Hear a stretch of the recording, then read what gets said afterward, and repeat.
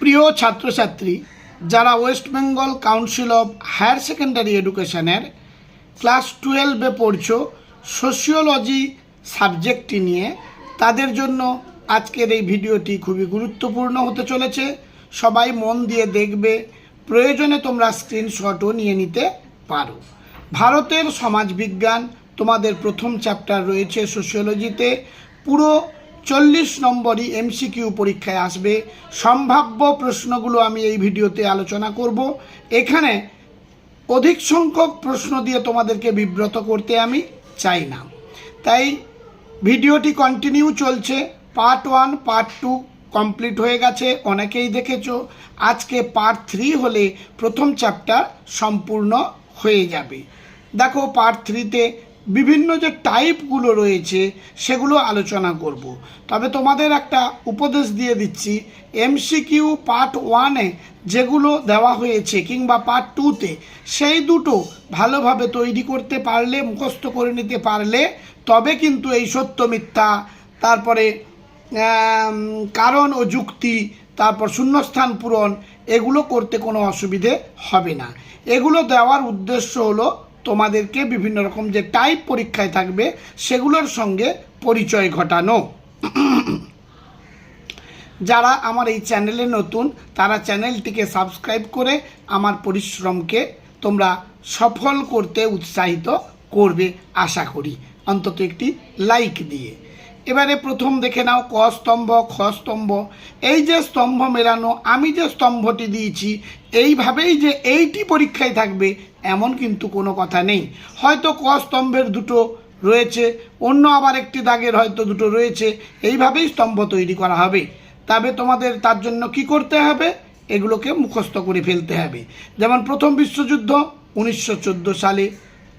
আমি স্তম্ভগুলোকে উত্তর সহ সাজিয়ে লিখে দিয়েছি, তোমাদের কাজ শুধুমাত্র মুখস্থ করা। ভারত ছাড়ো আন্দোলন 1942 সালে, অসহযোগ আন্দোলন 1920 সালে, স্বদেশীয় বয়কট আন্দোলন 1905 সালে। পরবর্তী আরেকটি তোমাদের স্তম্ভ দিয়েছি, জাতীয়তাবাদ হলো এক ধরনের মতাদর্শ। কালা আইন বলতে বোঝায় ভার্নাকুলার প্রেস অ্যাক্ট কি। অবশিল্পায়ন বলতে কুটির শিল্প ধ্বংস। জাতিগত বৈষম্য ব্লাডি সোয়াইন। এবারে দেখো আরেকটি স্তম্ভ, অস্পৃশ্যতা বিরোধী আইন বা আন্দোলন, তার সঙ্গে জড়িত যে নামটি মহাত্মা গান্ধী। দলিতদের অধিকারে গণ আন্দোলন, এর সঙ্গে জড়িত যে নামটি বি.আর. আম্বেদকর। নারী শিক্ষা সংস্কার, এর সঙ্গে জড়িত ঈশ্বরচন্দ্র বিদ্যাসাগর। সতীদাহ প্রথা লোপ, রাজা রামমোহন রায়। আর একটি স্তম্ভ দেখো, বিভিন্ন পত্রিকা নিয়ে আলোচনা আছে, কার সম্পাদক কে ছিল। সমাচার দর্পণ শ্রীরামপুর মিশনারি থেকে প্রকাশিত হয়েছিল। বেঙ্গল গেজেট, এর সম্পাদক একজনের নাম গঙ্গা কিশোর ভট্টাচার্য। সংবাদ প্রভাকর, এর সম্পাদক কবি ঈশ্বর গুপ্ত। হিন্দু প্যাট্রিয়ট গিরিশচন্দ্র ঘোষ। আরেকটি লাস্ট স্তম্ভ, রেলপথ স্থাপন, এইটির সঙ্গে জড়িত থাকবে ঔপনিবেশিক বাণিজ্যিক স্বার্থে। এশিয়াটিক সোসাইটি প্রতিষ্ঠা করেছিলেন স্যার উইলিয়াম জোন্স 1784 খ্রিস্টাব্দে। ডিভাইন লাইফ সোসাইটি, এটি ঋষি অরবিন্দের লেখা একটি গ্রন্থ। ফরাসি বিপ্লব, যেটা ঘটেছিল 1789 খ্রিস্টাব্দে। প্রতিটি বাছাই করা প্রশ্ন তোমরা ভালোভাবে কিন্তু দেখবে, তোমরা সফল হবে। এর পরের এক ধরনের বা একটি টাইপ হলো বিবৃতি ও যুক্তি, যেটি আমরা অ্যাজারশন এবং রিজন বলে জানি। অ্যাজারশনে রয়েছে ভারতবর্ষ এক বিপুল বৈচিত্র্যপূর্ণ দেশ, আর রিজনে রয়েছে তোমার ভারত এক মিশ্র সংস্কৃতির পীঠস্থান। এখানে এ এবং আর উভয়ই সঠিক, কিন্তু এ এর যুক্তি আর নয়। 2 নম্বর আরেকটি অ্যাজারশনে রয়েছে ডিভাইন অ্যান্ড রুল, এক ভয়ঙ্কর পরিণাম ভারত বিভাজন। রিজনে রয়েছে 1947 সালে ভারত পাকিস্তান স্বতন্ত্র রাষ্ট্র হিসেবে আত্মপ্রকাশ করে। এখানে এ এবং আর উভয়ই সঠিক, এবং এর সঠিক যুক্তি হলো আর।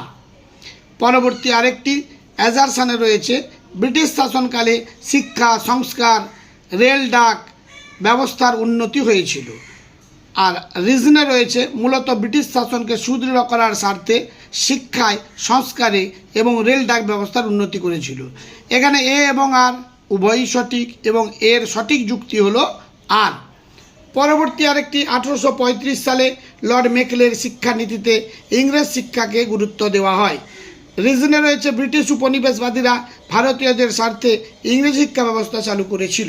এখানে এ হলো কিন্তু সঠিক, কিন্তু আর এর কথাটা ঠিক নয়, অর্থাৎ ভুল। আরেকটি 5-এর দাগেরও দেখে নাও। অ্যাজারসনে রয়েছে জাতীয়তাবাদ একটি গভীর ভাবগত বা মানসিক ধারণা। আর রিজনে রয়েছে জাতীয়তাবাদ হলো এমন এক প্রকারের মতাদর্শ যা জাতির আত্মপ্রতিষ্ঠা আর রাজনৈতিক দাবিকে বাস্তবায়িত করে। এখানে এ এবং আর উভয়ই সঠিক, কিন্তু এর যুক্তি আর নয়। পরবর্তী দেখে নাও, বর্তমান যুগ হলো নয়া উদারীকরণের। রিজনে হলো বিশ্বায়নের সাথে ওতপ্রোতভাবে জড়িত বিষয় হলো উদারীকরণ। এখানে এ এবং আর উভয়ই সঠিক, কিন্তু এর যুক্তি আর নয়। আরেকটি অ্যাজারসনে রয়েছে 1991 সালের নয়া শিল্পনীতিতে ভারতে উদারীকরণের বিষয়টির প্রবেশ ঘটে। রিজনে রয়েছে ভারত সরকার দেশীয় সংস্থাগুলিকে বাঁচানোর জন্য গ্যাট চুক্তি স্বাক্ষর করেছিল। এখানে এ সঠিক, কিন্তু আর ঠিক নয় বা ভুল। পরবর্তী 8-এর দাগেরটাও দেখে নাও তোমরা। 9-এরটাও দেখো। অ্যাজারসনে রয়েছে ভারতের রপ্তানি বাড়ানোর জন্য সরকার বিদেশি বাণিজ্য কোম্পানিগুলিকে উৎসাহ দান করেছিল। রিজনে রয়েছে ভারত উদারীকরণের জন্য MRTP অ্যাক্টকে শিথিল করেছিল এবং বৈদেশিক মুদ্রা নিয়ন্ত্রণ আইনকে সরলীকরণ করেছিল। এখানে এ এবং আর উভয়ই সঠিক এবং এর সঠিক যুক্তি হলো আর। এবারে দেখো আর এক রকম টাইপের ডায়াগ্রাম দেখে সঠিক উত্তরটি নির্বাচন করো। হেডিং বা শিরোনামটি রয়েছে ভারতীয় ইতিহাসে উপনিবেশবাদ স্থাপন। কারা কারা ভারতে উপনিবেশ স্থাপন করেছিল? পর্তুগিজরা, ডাচরা, ইংরেজরা এবং একটি অপশান রয়েছে শূন্যস্থান, সেটি হলো ফরাসিরা। তাহলে সঠিক উত্তরটি এখানে হবে ফরাসি। এবারে সঠিক ক্রম অনুযায়ী সাজাও, অর্থাৎ ভারতে উপনিবেশ স্থাপনে কারা কিভাবে এসেছিল, কোন সময়ে।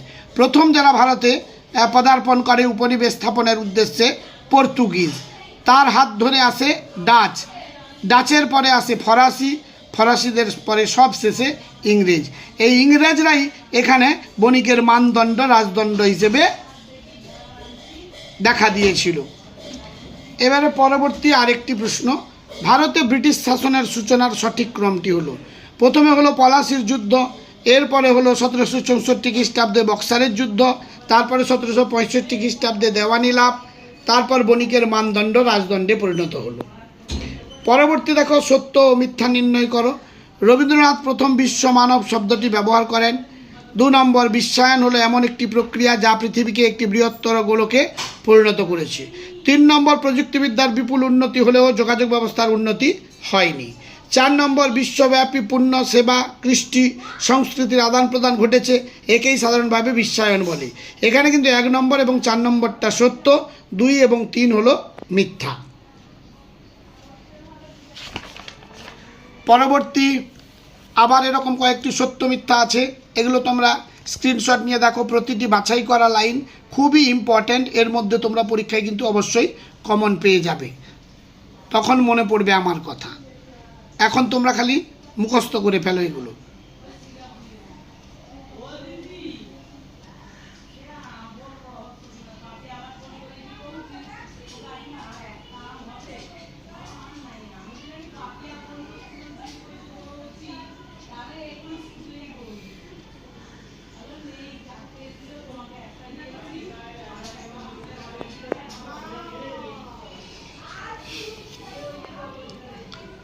দেখে নাও প্রত্যেকটা, যেহেতু চ্যাপ্টারটা অনেক বড় তাই বেশ কিছু সংখ্যক প্রশ্ন এখানে আলোচনা করা হয়েছে, প্রত্যেকটা বাছাই করা প্রশ্ন।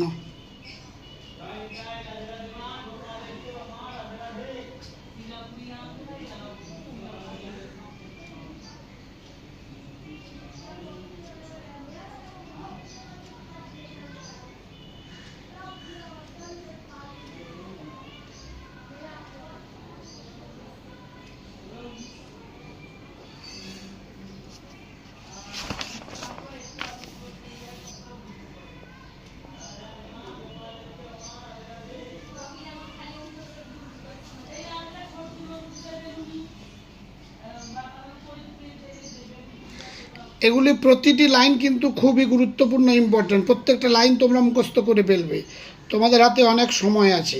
তাহলে কিন্তু একেবারে 40 নম্বর তোমাদের হাতের মুঠোয় চলে আসবে। একটু মনোযোগ দিয়ে সকালে 1 ঘন্টা, বিকেলে 1 ঘন্টা মাত্র পড়বে, তাতেই কিন্তু কামাল।